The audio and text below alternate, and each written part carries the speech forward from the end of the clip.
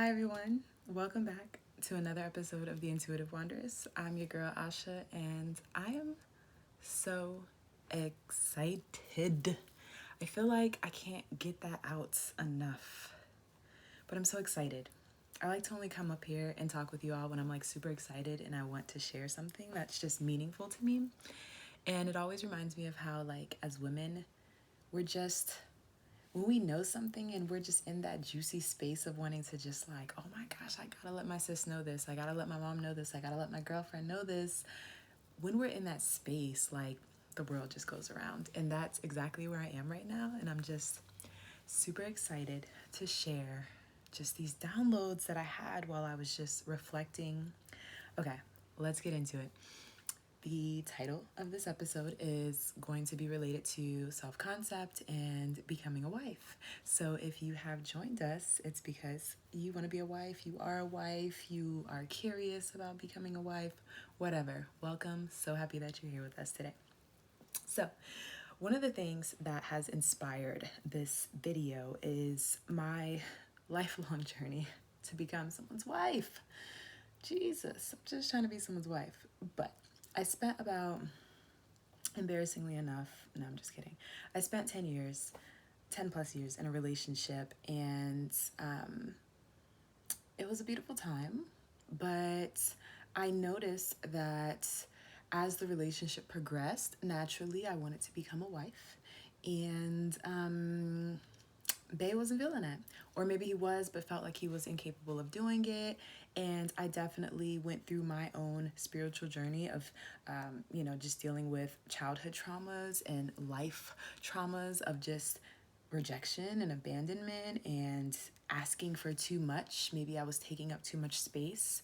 So there was just a lot of energy of me having to release. I had to release a lot of these old paradigms. And one of the biggest paradigms for me was I'm doing everything that I think I'm supposed to do. I'm being a wife right now to him. Why doesn't he want to marry me? The obvious thing that we can look at from the outside looking in is like, boom, he's not going to want to marry you because you're already being the wife. Why do we need to move forward with something more official when he can just have you as his girlfriend who is acting as a wife for all these years? And that troubled me because it was like, well, how do we move through getting to know someone, being with them, loving them, and coming to a mutual decision that you want to spend the rest of your life with this person? So after that relationship ended, I definitely took some time for myself to just regroup and go through the grieving process of losing that relationship and losing those years, honestly. And I had to continue to reformulate that and see it differently and see how it really was just absolutely necessary for the journey that I'm on. But I'm gonna be honest with you, sis. I'm gonna make sure that you don't have to do that or spend so many years in the dark. That's what I'm here for. So, after getting out that relationship and after being in another relationship that was really nice, I feel like I started stronger. I came into the relationship with firm boundaries, and those boundaries were respected, right? Like my standards were higher. I knew what I was worth more compared to my previous relationship. And then eventually, I wouldn't say I caved, but once I met my threshold where I was like, oh, my standards, all the standards that I've put in place have been met, I fell into being that wife. Because with the idea of manifesting, self-concept, getting what you want, you have to fake it till you make it, act like it's in order to see it in reality. So that was mistake number one for me, because I was being a wife to men who were not being my husband, who were not my husband, and that confused me. It confused me a lot. I would be supportive. I would be nurturing. I was being everything I thought a wife should be in hopes of attracting becoming a wife. And it brought up a couple of things for me. One of the things that it brought up for me was, what exactly is a wife to me, right? Because does being a wife means being supportive to the point that you kind of lose yourself? Does it mean being nurturing to a grown-ass man?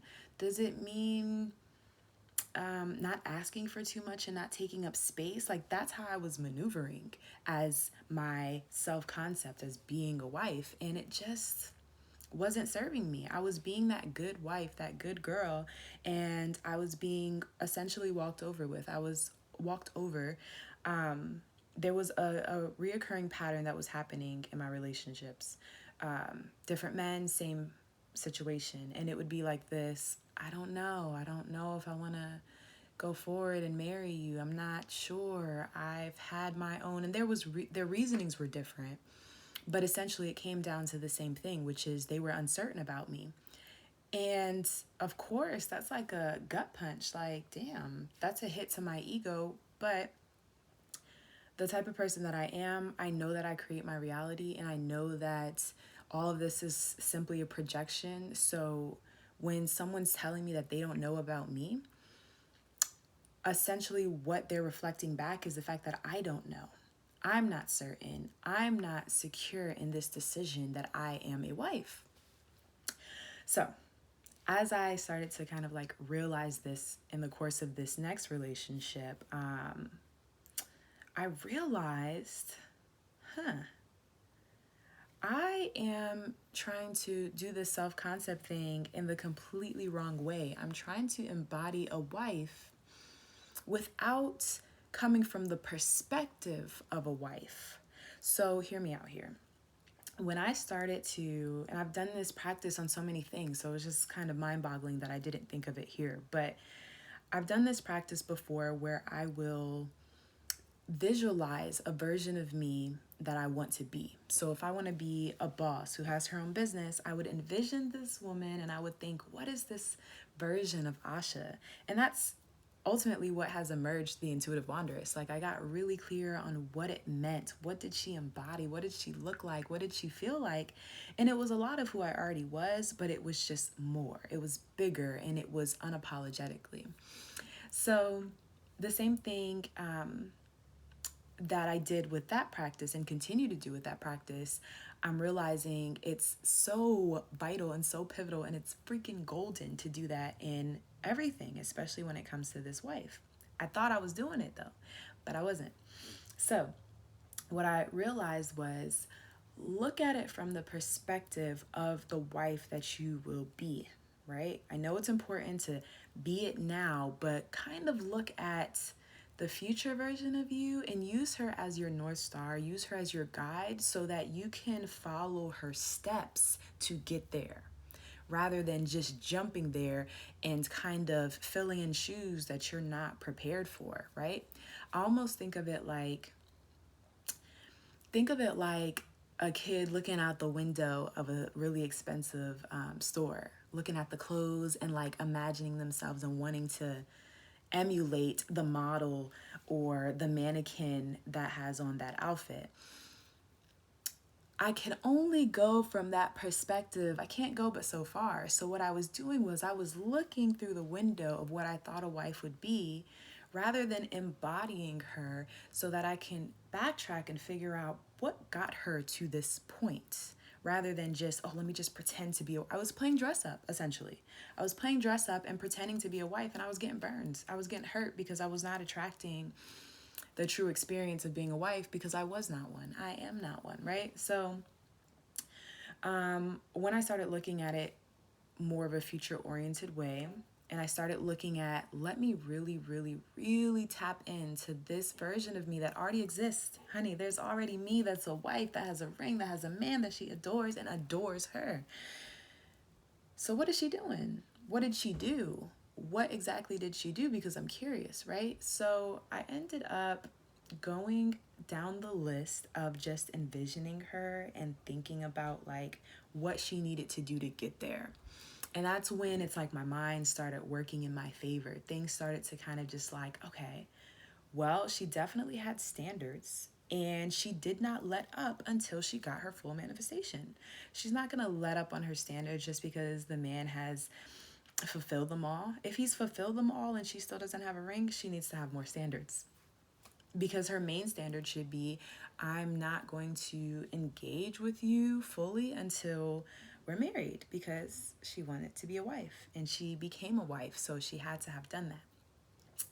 We're not going to lend any of these goods. We're not going to lend any of this wifely energy, this divine feminine energy that men completely adore and enjoy and are smartly going to just take if it's free. The future version of me, the wife version of me, would never. She would never, honey. She would never. So that was humbling. It was humbling because I realized, dang, I've definitely wanted to be a wife, but I wasn't like truly ready to be a wife. I wasn't deciding that I was going to be a wife. So therefore, I was kind of just hovering around the perimeters of being a wife. I was looking out the window, or looking through the window of this really amazing idea of being a wife without actually taking it, without actually owning it, because I have that power. So needless to say, that has led to the end of my current relationship. And me just feeling empowered, where I would usually feel sad over a breakup. I felt empowered. I felt clear. I felt like, oh, wait a second, let me go ahead and review and just kind of journal through some things that weren't being met, some needs that weren't being met. And let me kind of just adjust my crown. Let me really just reorganize some things. And yeah, I just feel like, duh, why the heck did I not think about that? And it simply was, I just wasn't making a full decision. There was still a part of me that felt like I wasn't worthy of being a wife. There was still a part of me that felt like I had to earn it. But when I tap into the Asha who's already a wife, that woman, she's like, girl, if you don't just hold your standard and stay firm and say no to absolutely anything and everything that doesn't look like it. So yeah, I just really wanted to share that with you because I know there's a lot of information about self-concept, and there's amazing videos out there. I found a lot of really informative, fun videos and topics where people are really just diving in on manifesting and creating the life that you want to live. But I wanted to share with you my perspective and what I've just recently learned. And yeah, I'm embodying a wife in a way that's not being a wife to anybody right now, but being the woman who became the wife and doing everything that she did to get there. So I'm not going to give you specific things on what you should do, because you know what a wife is to you. You know what that looks like. And if you don't, journal it. If you don't, look into it, reflect, get curious, give yourself the freedom to create the construct of a wife for you, and then go backwards. Go backwards and ask yourself, future version of me, like, what did I do to get here? And I promise you, you keep journaling, you keep reflecting, you are going to get those answers. It's going to be obvious. And the things that you may have been struggling to do, like setting boundaries with men, or remaining celibate, or whatever it is that you choose, no judgment. Whatever it is that you choose that you were struggling to do, it's going to become easier because you're going to be aligned with that version of you who you know got what it was that you were asking for. So I hope that helps. I'm so excited and so excited to share this with you. Yeah, I don't know. I don't have anything else. I love you all, and until next time.